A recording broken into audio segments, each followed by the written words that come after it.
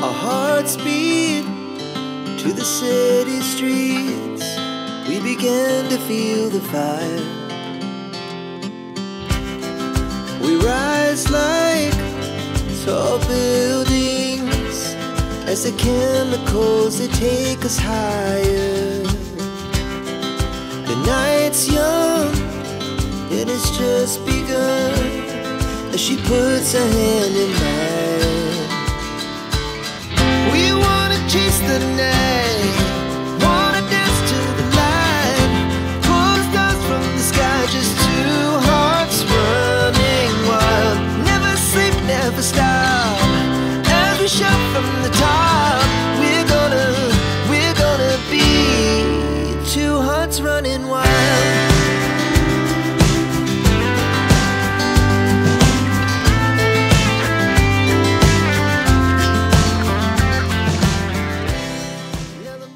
Good morning, welcome back to our channel. আশা করি তোমরা প্রত্যেকে ভালো আছো, আমরাও ঠিক আছি। আর এই দেখো আমার এই গোলাপ গাছটায় আবারও ফুল এসেছে, দেখতেই পাচ্ছ আমার থেকে লম্বা হয়ে গেছে। তো যাই হোক, ওটা ফুটুক দেখি, তারপরে ছেটে ফেটে দেবো ঠিক করেছি, কারণ এরপর তো গরমও পড়ে যাচ্ছে মোটামুটি। এই দরজাটা না বারবার চলে আসে। তো যাই হোক, প্রমিত চলে গেছে অনেকক্ষণ, আমি গ্যাস ফ্যাস পরিষ্কার করে নিলাম, দেখাই তো। গ্যাস পরিষ্কার করলাম, ওই ওপরের এগুলো তো মেজে দিয়েছি, তাই জন্য এখানে রয়েছে। আর কড়াইটাকে ওই পাউডারটা আবার দিয়ে রেখে দিয়েছি। জানি না বাবা কেন কদিন বাদ ওই রকম কালচে কালচে হয়ে যায়। আমার যখনই মনে হয় একটু বেশি বাড়াবাড়ি হয়ে গেছে কালচেটা, তখনই আমি আবার সেই পাউডারটা ছড়িয়ে ভিজিয়ে রেখে দিই। তো তাই রেখে দিয়েছি, বিকেলের দিকে মাজবো। কি গাড়ি ঘোড়ার আওয়াজ বাবা, এই জায়গাটাতে দাঁড়িয়ে একটু শান্তি নেই, শান্তিতে কথা বলা যায় না। শান্তি আছে দাঁড়িয়ে, কিন্তু কথা বলা যায় না এই যা। তো চলো যাই এবার ঘরে। ইঁচড়টাকে ছোট্ট ছোট্ট করে কেটে নেওয়া হয়েছিল, এটা কালকেই কেটে রেখেছিলাম আমি বিকেলবেলা যখন আমি হাঁটতে বেরোইনি। আর আজকে সেদ্ধ বসাচ্ছি, নুন আর হলুদ দিয়ে সেদ্ধ করব এটাকে। আর এখানে দেখো ছোলার ডাল ভেজানো আছে, এটাকে বেটে নেব। গ্যাসে তো বসিয়ে দিয়ে চলে গেছিলাম, অনেকক্ষণ ধরে দেখছি সিটি পড়ছে না, এসে দেখলাম গ্যাস শেষ হয়ে গেছে, তাই ইন্ডাকশানেই বসাতে হলো আমাকে। বেরোচ্ছি এবার হাঁটতে। প্রমি একবার ফোন করলো, ও বলে আজকে আমাকে বাজারের দিকে যেতে না, ওর অফিসের দিকে যেতে আমি হাঁটতে যাই। ও আমাকে অ্যাড্রেসটা বলে দিল, ওখানে নাকি ফার্মার্স টু কাস্টমার দোকানটা খুলেছে, আর কালকেই ওপেনিং হয়েছে। তো ওখানে নাকি কালকে অফার টফারও দিয়েছে, আজকে অফার দেবে কিনা জানি না, তবে প্রমি বললো সবজিগুলোকে দেখে বেশ টাটকা মনে হচ্ছিল। তো বাজারে গেলেও টাটকা পেতাম, গুলো নিয়ে দেখা একবার, যদি ভালো হয় তো, আর যদি দাম কমও হয়। কালকে অফার চলেছে, আজকে জানি না কি হবে। তো এইসবের মধ্যে আমার সব থেকে বাজে কাণ্ড হলো গ্যাসটা শেষ হয়ে গেল। কালকে এরকম কাকিরা আসবে, আর আজকে গ্যাসটা এরকম শেষ হয়ে গেল। খুব বাজে লাগছে যে কি করে কি করব। আর আমি প্রথমে ভেবেছিলাম কি ফ্রাইড রাইস করব, কিন্তু তারপরে ভেবে দেখলাম যে না, ফ্রাইড রাইস করলে ব্যাপারটা ঠিক হচ্ছে না, কারণ আজকে কাকিরা সারাদিন ওই ফল ফল খেয়ে থাকবে। তো কালকে ফ্রাইড রাইসটা ঠিক কেমন হবে না হবে বুঝতে পারছি না, তাই মানে খেলে কি অবস্থা হবে। তারপর তো ট্রেনে আবার জার্নি করবে, তো ভাবলাম ওই জন্য ভাতই বানিয়ে দেবো, ফ্রাইড রাইসটা বানাবো না।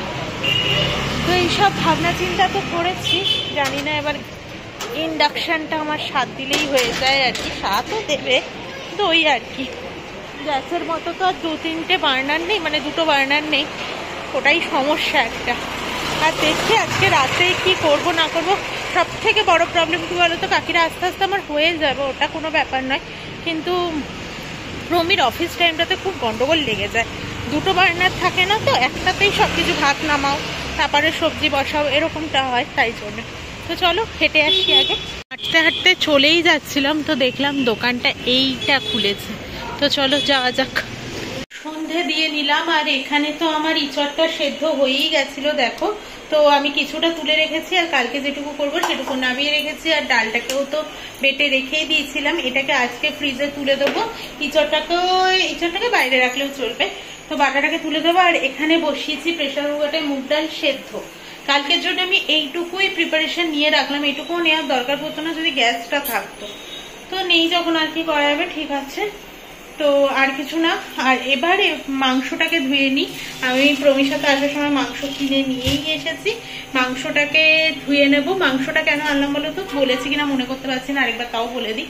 মাংস দিয়ে আজকে রাত্রে তাহলে মাংসের ঝোল দিয়ে ভাত খাওয়া হয়ে যাবে, কালকে সকালে ওকে মাংসের ঝোলটা গরম করে ভাত বসিয়ে দেবো, ভাত দিয়ে মাংসের ঝোল দিয়েও নিয়ে চলে যেতে পারবে। কারণ ইন্ডাকশনে তো অত কিছু একসাথে হয় না। না বলেছি বোধহয় কথাটা, এখন মনে পড়লো আমার, হাঁটতে যাওয়ার সময় বলেছিলাম। তো যাই হোক, এবার চলো আমি মাংসটা ধুয়ে নিই ভালো করে।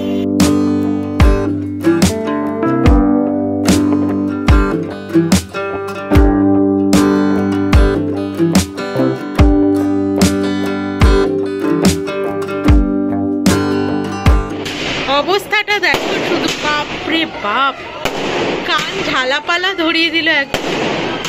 ওই যে ওই গলিটার মধ্যে কারোর একটা বার্থডে সেলিব্রেশন করছে, আর এখানে বার্থডেতেও এভাবে বাজি পোড়ায়, বাপরে বাপ। ওই দেখো, এবার তোমরা শান্তি পাবে। এই যে ওরা এভাবেই বার্থডে সেলিব্রেশন করে, যখনই এখানে বাজি ফাটে না তখনই বুঝতে পারি। ওই দেখো স্কুটির ওপরে কেক রেখে ছেলেটা কাটবে আর কি, মুখে ঠুকেও মাখিয়েছে ওকে। এই হচ্ছে ওদের বার্থডে সেলিব্রেশন। কিছুক্ষণের জন্য জাস্ট কানের 12টা বেজে গেল, আর এখানে বসিয়ে দিয়েছে আমাদের ভাত, আর এখানে আমাদের চিকেনটা হয়ে গেছে। তো চিকেনটা ইন্ডাকশানে বলে, রাত্রিবেলা বলে আমি আর কড়াই করলাম না। ইন্ডাকশানে কষাতে অনেকটা টাইম লাগে, টাইম সাপেক্ষ ব্যাপার। একটু ঠিক করে না আমার মনে হয় কষানো যায় না, নিচটা কেমন লেগে যায়। ইন্ডাকশানে রান্না করে যদিও মজা পাই না, কিন্তু ওই আর কি আর করা যাবে, কিছু তো করার নেই। নিয়ে নিয়েছি ভাত, আর ওকে দিয়েছি লঙ্কার আচার। এই চওড়া বাটিটাতে, মানে ছড়ানো বাটিটাতে দিলাম, তার কারণ একটাই, যে ও না ওই ছোট বাটিগুলোতে দিলে ঢালতে পারে না, ঝোলটা গরম থাকাতে বাটিটা হয়ে যায় গরম, আর তখন শুধু ছেঁকা খায় আর বলে উড়ি বাবারে। তাই জন্য আজকে এই বাটিতে দিলাম ওকে। ওই যে গোপাল ভাগ আমাদের শুরু হয়ে গেছে। তো চলো খেয়ে নেওয়া যাক। ডিনার করা কমপ্লিট হয়ে গেছে। তো চলো আজকের মতো টাটা, গুড নাইট। কালকে আবারও আসছে একটা নতুন ব্লগের সাথে। আশা করি ব্লগগুলো তোমাদের খারাপ লাগছে না, আর যদি নতুন বন্ধু হয়ে থাকো তাহলে সাবস্ক্রাইব করে পাশে থাকো, লাইক করো, শেয়ার করো, কমেন্ট করে জানিও তোমাদের কেমন লাগলো। তো চলো টাটা।